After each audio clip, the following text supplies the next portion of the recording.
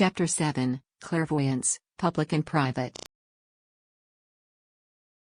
In the course of a long career as a medium, I have given clairvoyance in most of the principal public halls in the United Kingdom. My biggest meetings were, of course, at the Royal Albert Hall where, on most of the score of occasions that I appeared there, every one of the 7,000 seats was occupied. But, more often, my London appearances were at the Queen's Hall, where I demonstrated many times, and at the Seymour, Caxton, Kingsway, and Aeolian Halls. I asked no payment for my services, though generous fees were frequently offered.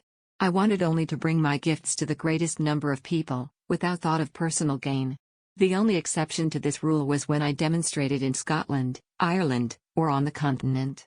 My limited resources could not be stretched to cover the costs of these journeys, and at such times I was happy to accept my out-of-pocket expenses. These public demonstrations usually followed a similar pattern. I always made a point of arriving at the venue, in plenty of time, going straight to the anteroom where I would silently commune with the spirit people. "I have come here as a bridge between you and your loved ones in the audience," I would tell them. "Help me to help both you and them." Not that they have ever failed me, or were ever likely to do so, of that I was quite sure. It was in my own shortcomings that my doubts lay. I imagine that few people accustomed to appearing on a stage or platform have entirely outgrown the nerves which invariably precede the big occasion. This heightening of tension is almost bound to arise, and at such moments my fears were not that the spirit people would fail me, but that I might somehow fail them.